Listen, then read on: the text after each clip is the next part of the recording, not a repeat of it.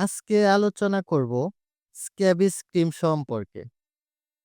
বর্তমানে দেখা যাচ্ছে বেশিরভাগ মানুষেরই স্ক্যাবিস অথবা খোসপসরা দেখা দিচ্ছে। খোসপসরা এবং কার্ভ উকুনের জন্য স্ক্যাবিস ক্রিম নির্দেশিত। খোসপসরা বা স্ক্যাবিস রোগে আক্রান্ত হলে পরিবারের সবার হতে পারে। একজন আক্রান্ত হলে পরিবারের সকল সদস্যদের একসাথে চিকিৎসা করাতে হবে। লোশনের ব্যবহার বিধি: গোসলের পর সমস্ত শরীর ভালো করে শুকিয়ে নিতে হবে।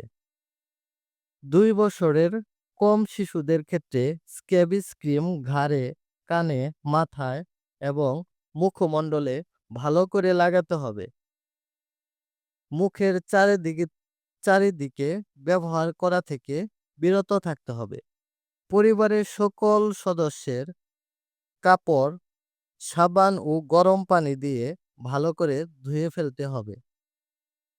ব্যবহারের 8 থেকে 24 ঘন্টা পর সাবান ও গরম পানিতে ভালো করে ধুয়ে ফেলতে হবে।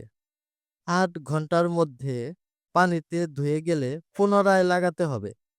প্রয়োজনে 7 দিন পর ডাক্তারের পরামর্শ অনুযায়ী একই নিয়মে ব্যবহার করতে হবে।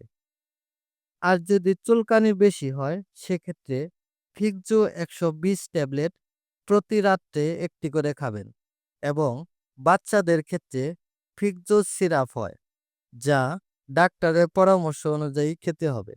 আর কিছু জানতে চাইলে কমেন্টে জানাবেন। ধন্যবাদ।